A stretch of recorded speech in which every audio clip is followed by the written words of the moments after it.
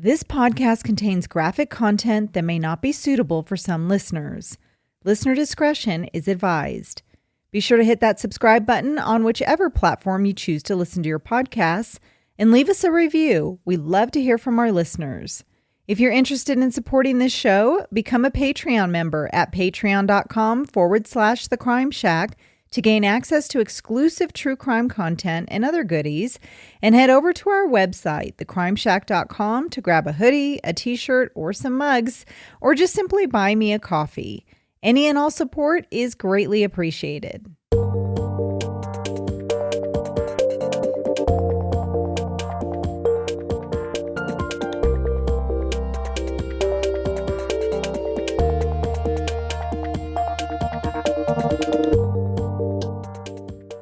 Welcome back to episode 37 of the Crime Shack podcast.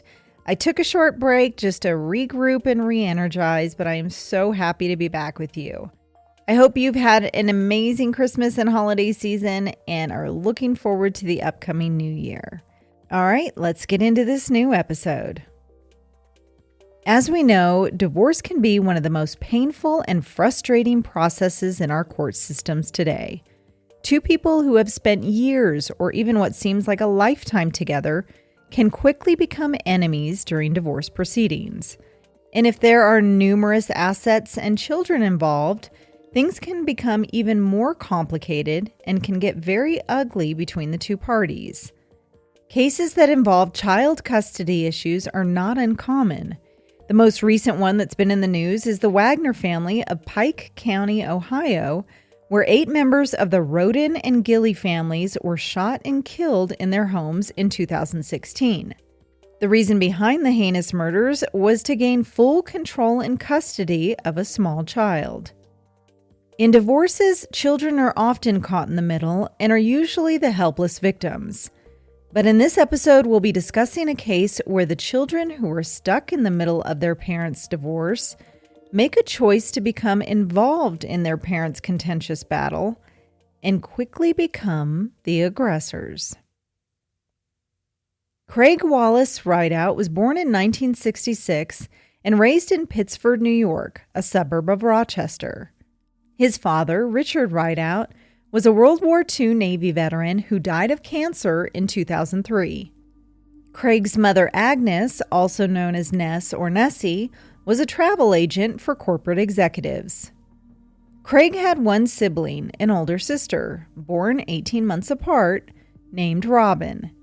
The two were close as children, but grew somewhat apart in high school, then reconnected in their adult years when Robin came back home after attending college in Vermont. Robin described her brother as being a very giving, kind person who had a mischievous sense of humor. Craig went on to attend Union College in Schenectady, New York, where he studied economics. After he graduated college in 1988, he met Laura Assam in a pub in Rochester, and the two began dating. Laura attended college in Buffalo and had moved to the area from Syracuse along with her parents and 4 siblings. In 1989, Craig got a job working as a programmer and analyst for the Rochester financial services firm Federated Clover Investment Advisors.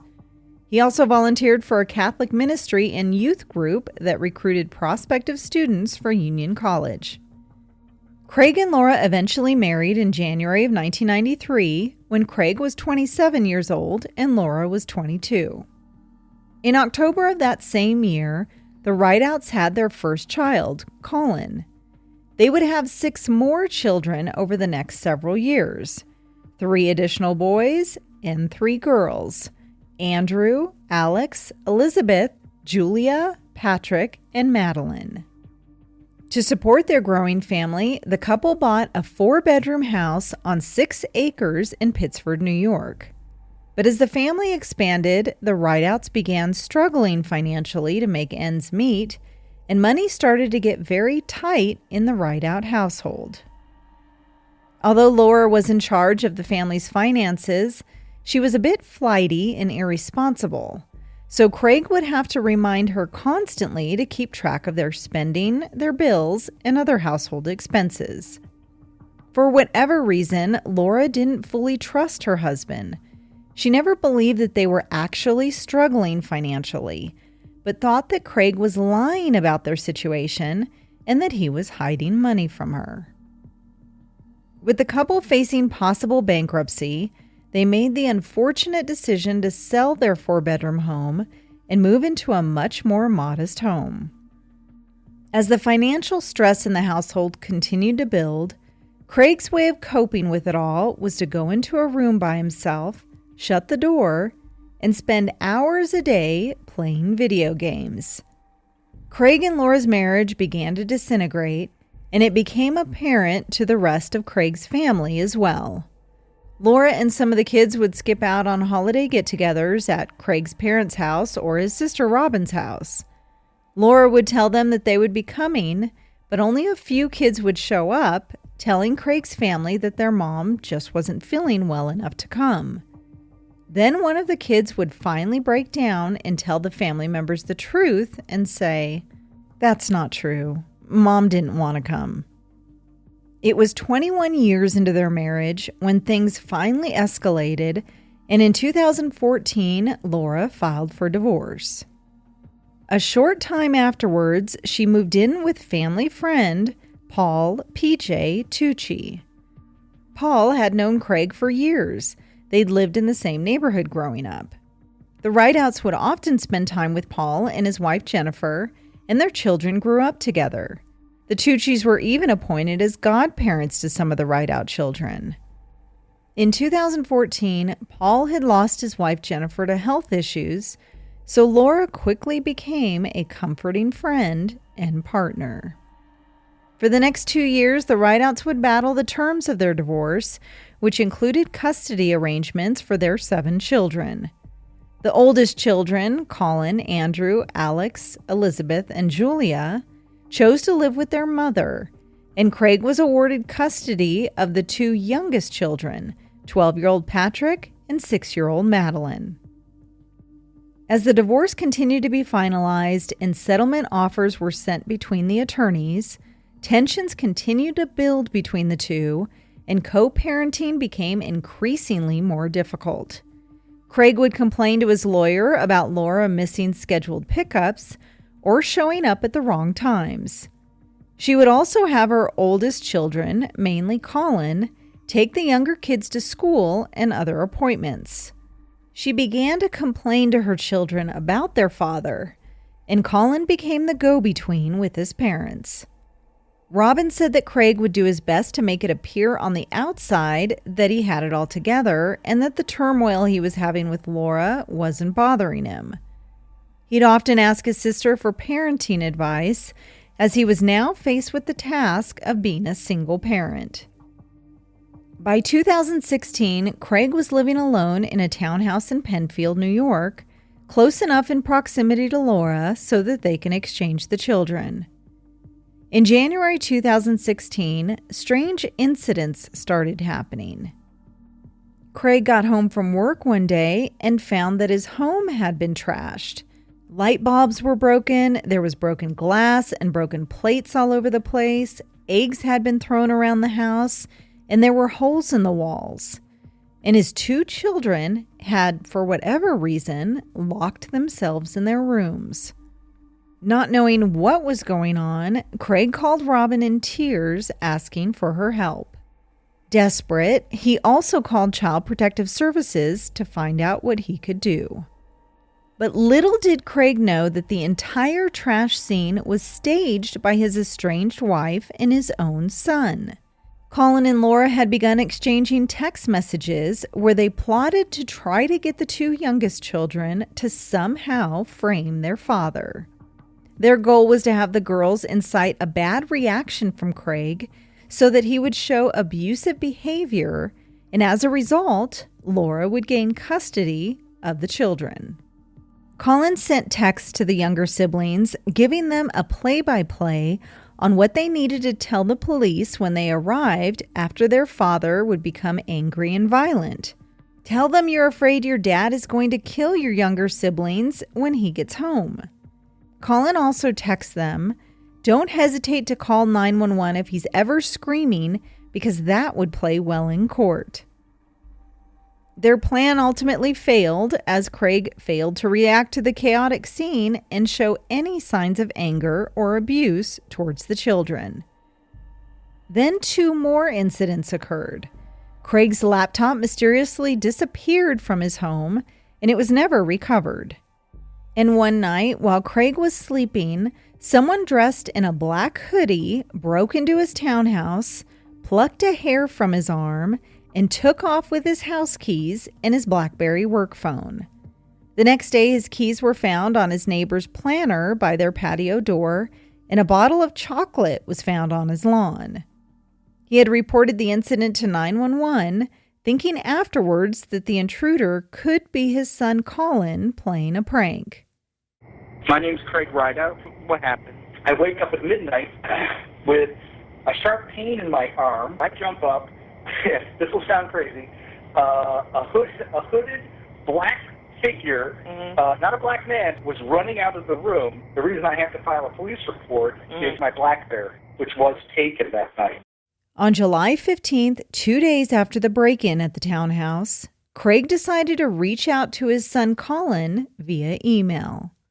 Colin, I was trying to determine what really happened in and around my home Wednesday night, as not only was I awakened in a poor manner, but my neighbor also was awakened by noises during the night outside her home, and in the morning found keys in a planter by the patio door.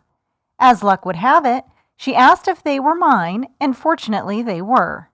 As a result of the mystery person that made their way into my home and into the townhouse community, I have had to let the property management know to keep an eye out in the future. Harmless prank or criminal trespass. What is even more distressing to me is the fact that someone was in my new home. Thank God Madeline and Patrick were not there and no one was hurt. I enjoy talking with you and am generally proud of you as my son. I would like to think that you and I can have a relationship without all the bullshit and drama associated with your mother. Love, Dad. Colin's response to his father was to lay out the numerous wrongs that he felt his father had committed against him and his siblings and against his mother. Craig, this is ridiculous. I'm tired of your duplicity, your constant lying, and your disgusting attempts to keep my mother and siblings under your thumb.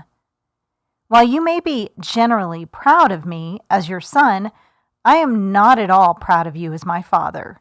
The things you do, especially your actions during this divorce, are despicable. I am glad that no one was harmed during your alleged burglary, and I hope that the police investigation will clear things up. I've attempted to stay relatively uninvolved because despite all of your abuse of my family, I still inexplicably sought your approval. However, I have also been fully aware of the mounting heap of lies you've told regarding the divorce. Sometimes it's been difficult to keep a straight face while you tell baffling lies to me.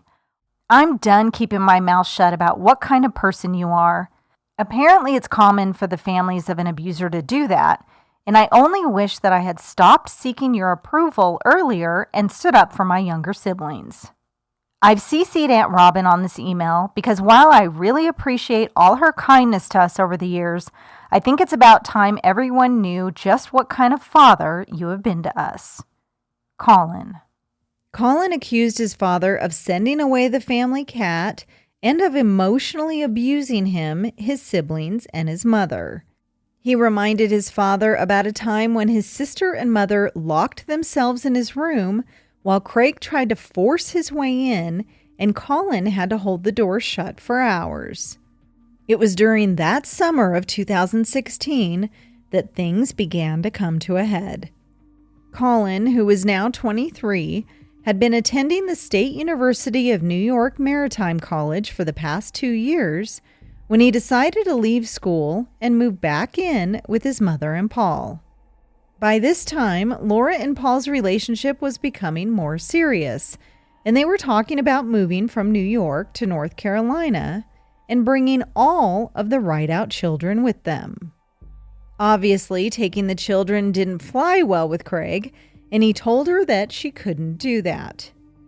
But in spite of that, Laura and Paul finalized their plans to move to North Carolina, and signed a lease on an apartment. On July 19th, they rented a moving van and began to pack. The same day that Laura and Paul were packing to move, Robin spoke to Craig on the phone at around 7 p.m. She'd seen that Alex, then 19 years old, had posted on Facebook the entire email exchange between his father and his brother Colin from the prior week. Nothing like airing out your dirty laundry on social media. Craig told her not to respond to the post and that he'd bring up the issue at his next custody hearing. Robin said okay and told him that she'd check in with him the next day. The next morning, July 20th, Robin sent an email to Craig from her work, but got no response. She tried calling his direct line at work and his cell phone, but again got no response. She called his main work number, and they told her that they'd received an email from him the previous night that said, "My daughter remains ill. I may not be able to answer the phone as I will probably be taking her to the doctor's office." That was strange. That email didn't sound anything like Craig. During her lunch, she decided to drive over to his townhouse to check on him and her niece. When she arrived, she walked up to the sliding glass patio doors and spotted someone inside. The person waved at her. She was relieved, thinking, "Oh, thank God, it's Craig, he's at home, he's okay." But then suddenly realized it wasn't Craig. It was Laura. What in the world was Laura doing at Craig's townhouse? Inside the house, Laura was wiping down the kitchen counter. According to the court orders, she wasn't supposed to be in his house. And not only that, she hated Craig. So why would she be there at all? And why would she be cleaning? Robin stepped into the house, and Laura immediately said, "I knew it wouldn't be long before someone came looking for him. I don't know where he is." She then showed Robin text messages from her son Patrick, one of the youngest who lived with Craig, asking to be picked up. But the text message was coming from Alex's phone. Laura said that was because Patrick was using Alex's old phone. She said that Colin had just picked up Patrick and their younger sister from Craig's house, and that she had stayed behind to clean up because the kitchen smelled bad. Robin knew something was very wrong, but tried to maintain her composure in front of Laura. She quickly looked around the house and spotted Craig's 3 pairs of shoes, literally the only shoes he had, lined up neatly near the front staircase. But where was Craig? When the 2 women left the townhouse together, Laura seemed frazzled and was carrying a trash bag out of the house with her. Robin then watched her get into the passenger side of a maroon Ford Fusion that was parked in Craig's designated parking space. Craig's Honda Odyssey minivan was also mysteriously gone. Laura then moved into the driver's seat of the Ford and drove away. When Robin arrived back at work, she told her boss what she'd witnessed, and he told her to call Craig's lawyer right away and to call 911 and report her brother missing. My brother has not been answering texts or cell phone calls or emails, and I could be making a mountain out of a molehill. Meanwhile, just before dawn that same morning, in a small town called Penn Yan, roughly about 45 miles south of Craig's townhouse, a Mennonite farmer was heading to work on his bicycle, riding along a 2-lane country road surrounded by wooded fields. Penn Yan, New York, with a population of about 5,000, is immersed with Mennonite and Amish culture, and many of their members have purchased farmland in that area. When the farmer rode up to 2 cars that were parked near the intersection of Yatesville Road, he noticed 2 people standing near their vehicles. On his way back home 3 hours later, he spotted a shovel by the side of the road, near the same area where the 2 cars had been earlier. He got off his bike and walked into the woods a short distance, where he spotted a brown tarp. Under the tarp, he could see a human foot. The farmer contacted Yates County Sheriff's Office. Deputies quickly arrived at the scene along with the farmer. When they pulled back the brown tarp, they discovered the body of a male. And it appeared that some kind of chemical had badly melted his face, making him unrecognizable. The body was wrapped in a tarp, and there was also a shovel found at the scene, and evidence indicated that some kind of a corrosive acid was poured over the body's face. Aside from the shovel found near the body, deputies also found a groove in the dirt. Whoever had dumped the body out there had also attempted to dig a grave, but because the dirt was so dry, they abandoned the idea. Suddenly, everyone at the scene heard a phone ring. The ring sounded like it was coming from somewhere near the body. Back at Craig's townhouse, sheriff's deputies had arrived based on the 911 call from Robin. She asked the deputies to force open Craig's bedroom door as it was locked, but they said they couldn't do that without a warrant. At around 5 p.m. that night, a victim advocate from the sheriff's department spoke with Robin and told her that Craig may have been the victim of a violent crime and that they thought he was most likely dead. Monroe County investigator Dave Bolton was one of the first investigators to arrive at the townhouse. While he was there, Laura and Paul drove up with Patrick and Madeline. They told Bolton that they were dropping off the children as per the custody arrangement, and Laura admitted that she'd even been at the townhouse earlier that day and that she'd cleaned up because, quote, it was not up to her standards of cleanliness. She also said she'd put a box of books on the piano in the basement and that they didn't know where Craig was. Back at the scene of the discovered male body, a phone was ringing. When deputies located the origin of the sound, they found a cell phone inside the dead man's pocket, and Robin Drew's name was on the screen. Back when Craig's BlackBerry work phone was stolen from his townhouse, Robin had bought her brother a prepaid cell phone, and Craig had never mentioned that phone to Laura. This little fact would turn out to be crucial. The remains were brought into the Monroe County Medical Examiner's Office in Brighton, New York, where an examination by Dr. Nadia Granger would be conducted. The man's facial features were unrecognizable. An acid or caustic chemical had been poured on the face, and animals had also scavenged and done their share of damage to his features. His upper chest, which had also been doused with the same caustic chemical, was almost black and had the consistency of old shoe leather. The chemical had also been used to melt off his fingerprints. There was severe blunt force trauma to the head and neck, exposed bone as a result of the caustic chemical, and multiple facial fractures. A deep indentation of the skin all the way around the neck showed a ligature was used to strangle him.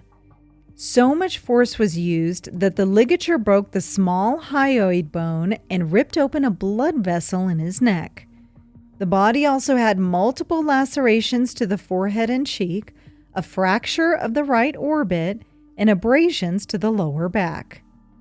Testing of the caustic chemical proved to be liquid lightning drain opener. Granger put the cause of death as strangulation and blunt force trauma. She stated that there was an intense struggle at the time of death.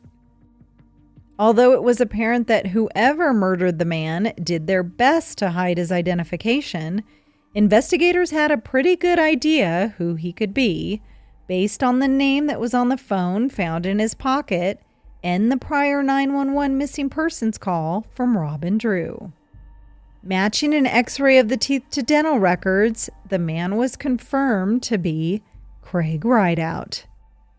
In the basement of Craig's apartment, investigators found a ligature or garrote made out of duct tape and paracord. On a plastic tote box and on a wood shelf, they found traces of blood. And in garbage bags in the home, they found bloody clothes, cleaning liquids, and gloves. Luminol sprayed in the basement showed that blood had been cleaned up in an area on the basement floor. The day after Robin saw Laura cleaning up in the townhouse, a witness contacted police saying that they saw two young men throwing away black garbage bags into a pond about 7 miles south of Craig's townhouse called Devil's Bathtub. Police quickly dispatched officers to the pond and found Colin and Alex Rideout there. They questioned them about the bags, and the two boys told police that their mother had just simply asked them to get rid of the bags. They also mentioned that their father had threatened to disappear, saying that they thought he might be on his way to Mexico. When officers checked inside the bags, they found empty bottles of drain cleaner, bloody latex gloves, bloody clothes, and paracord that matched up to that on the ligature found in Craig's basement. The bags were confiscated as evidence, and inside the trunk of the Chrysler the boys had driven to the pond was a pair of work gloves covered in blood. Colin and Alex were then arrested for tampering with evidence. Shortly thereafter, police arrived at Paul Tucci's home and also arrested Laura and Paul for tampering with evidence. A father of 7 dead, his estranged wife and 2 sons charged with covering up his murder. But who actually killed him? Earlier this week, we told you about the disappearance of 50-year-old Craig Rideout from Penfield. He went missing Tuesday night. Just 1 day later, his body was found wrapped in a tarp in Yates County. And now 3 of his family members are charged in connection to his death. Although the 4 were arrested for evidence tampering, no one at this point had been charged with murder, as authorities had to wait for the forensic testing to be completed. Cell phone records were pulled, and it showed that the prepaid phone that was in Craig's pocket had pinged near his townhouse, then left the home around 3 a.m., then pinged near the country road where his body was found. Video footage from the surrounding businesses was pulled and showed 2 vehicles driving to and from the location where Craig's body was found. One of the vehicles was Craig's minivan, and the other was Paul Tucci's car. On July 26th, sheriff's deputies located Craig's missing 2010 gray Honda Odyssey. It was parked at the Bushnell's Basin Park and Ride lot located on Route 96 near Route 490, about 8 miles southwest from Craig's house. Gray duct tape was found on the front bumper passenger side of the vehicle. Investigators couldn't say how long the vehicle had been there, but said it was not likely that it was in that lot the entire time investigators searched for it. DNA testing was conducted on 2 pairs of bloody jeans, bloody underwear, bloody shoes, and 4 pairs of work gloves, all evidence that was collected from Craig's basement and when Colin and Alex were arrested for dumping the bags into Devil's Bathtub. The DNA testing came back and was a match to Colin, Alex, Laura, and Paul. One of the pairs of gloves was so soaked with blood that analysts couldn't determine which person wore them. The pairs of bloody jeans, which were soaked in Craig's blood, had DNA that matched to both Colin and Laura. A key to Craig's townhouse was also found inside a shoe with Alex's DNA on it. Prosecutors then charged each of them with the murder of Craig Rideout. Investigator Bolton began to piece together what had happened the night of July 19th. Laura and Colin had brought the 2 youngest children back to Craig's townhouse, not picked them up like Laura had said previously to investigators. Once the children were put to bed, Colin called his father down to the basement. When Craig walked into the basement, Colin was standing near a cement-walled storage area that was stacked with U-Haul boxes. He was holding either a hammer or some other hard tool and struck his father in the face with it. Craig had been strangled in the basement of his home by having a garrote wrapped completely around his neck. It was apparent that the killers didn't expect the ligature to cut open his neck, but because it did, an excessive amount of blood squirted out all over the basement, which they then had to spend more time in the house to clean up. Then came the matter of transporting the body out of the house. Investigators speculate that Colin, Alex, and possibly even Paul Tucci dragged the body out of the townhouse and transported it to the wooded area near the country road. They believe that it was most likely more than one person, as Craig wasn't a small guy. He was 6 feet tall and weighed about 200 pounds. Laura was certainly small at about 106 pounds, and Colin and Alex weren't very large men. And taking his body out of the house meant traveling up a set of staircases. So no easy task for one person. In October 2017, Paul Tucci, Laura, Colin, and Alex Rideout were all tried together.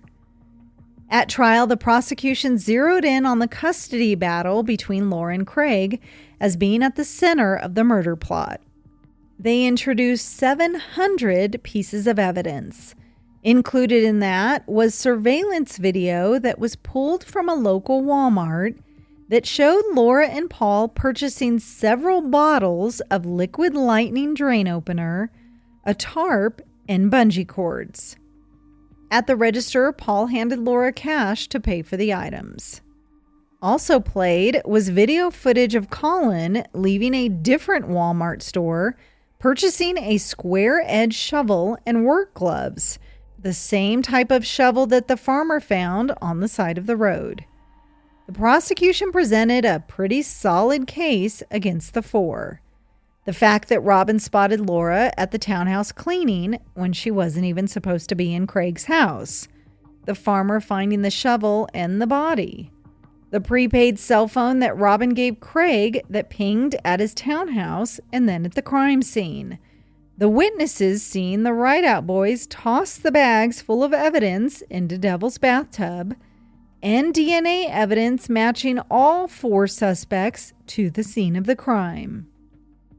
Several friends of Craig's testified on his behalf, claiming that he was a great guy, had a good sense of humor, was a gentle person, and that he was a devoted father who loved his children. The defense attorney's position was that the four defendants had nothing to do with Craig's actual murder. They claimed that the items purchased at Walmart by Laura, Paul, and Colin were needed for the pending move to North Carolina and were items needed to fix up repairs in Paul's house before they moved out of it. And Paul denied ever even being in Craig's house at all. For his defense, Colin claimed that although he had nothing to do with the murder of his father, he did admit to helping his mother clean up the bloody evidence. Laura's attorney tried to argue that the evidence pointed to another assailant altogether. The defense also claimed that the DNA evidence that pointed to the four defendants was contaminated because of the way it was collected. They argued that the deputies who stacked the items on top of one another at the crime scene potentially transferred DNA from one defendant onto another piece of evidence. But the jury didn't agree with the defense's argument, and on July 25, 2017, they found Colin Rideout guilty of second-degree murder and tampering with physical evidence. Laura Rideout was also found guilty of second-degree murder and tampering with evidence. In addition, she was found guilty of a burglary charge for being inside Craig's apartment after he was murdered. During sentencing, Supreme Court Justice Thomas Moran stated that even though friends and family had said that Craig was a great guy and amazing person, and his sons and ex-wife said that he was an awful person, that based on his experience, Craig probably fell somewhere in between those two categories. The judge stated that Laura, Colin, and Alex were all in the basement when Craig was murdered, that the crime was evil and premeditated, and that it was one of the most heinous crimes he'd seen in his 30 years in law enforcement. Judge Moran sentenced 24-year-old Colin to a minimum term of 25 years and 1 1/3 to 4 years in consecutive sentences. He will be 50 years old when he's eligible for parole in 2043. 46-year-old Laura was sentenced to a minimum of 25 years to life, 1 1/3 to 4 years, and 15 years in consecutive sentences. She will be eligible for parole in 2055 when she is 83 years old. 20-year-old Alex Rideout was acquitted of the murder charge, but found guilty of evidence tampering. He was sentenced to 1/3 to 4 years. After serving 3.5 years of his sentence, he was released from prison on March 16, 2021, at the age of 24. And Paul Tucci was found innocent. He was acquitted of all charges and is currently a free man. Following Paul's acquittal, he spoke with a news media outlet, saying that he still believed that Laura and her sons, as well as himself, of course, are completely innocent. You're a free man, but others that you care about obviously are not. I'm relieved that the jury found it in my favor. I don't agree with their findings with the others, people I care about. They're incarcerated. This is a family that's now torn apart. How do the other kids recover from something like this? Well, we know where Colin is. Andrew's in the military, he's in the Marines, so he has his life. Alex will be out hopefully sooner than later, and he has a bright future ahead of him. He's a very smart individual, and I think that he's really come on his own in the last few years. Elizabeth's going to college. Julia's finishing school, and she's in high school. The two little ones have flourished out with her sisters. They have stability in their life, and they are now what I would say happy children, which they weren't at one point, and now they are. So I don't see that the kids have lost anything there other than they miss their mom. Well, they lost their father too. Was that not a loss? I didn't see those kids shed a tear anyway. Not one of them. Tucci sold his 5-bedroom house in Fairport, New York in 2019 and has since moved, no, not to North Carolina, but to South Carolina. And according to LinkedIn, is the founder and CEO of Telebill, a telecommunications billing company. After her conviction, he would visit Laura several times a week in prison, but I'm not sure if he still makes the effort or the drive. As of this year, Colin and Laura have been in prison for 5 years. In an interview shortly after his incarceration, he expressed his feelings towards his father, saying, quote, "I did not respect or admire the man. He was likable. I could have enjoyable conversations with him, and we could talk about history or economics or philosophy. But at a certain point, I felt it was irresponsible of me to separate that from his personal conduct." When Colin was asked if he was sad about his father's death, he stated, "I am. I really felt like there was time to kind of clear away the lies and the negative behaviors and build a positive relationship.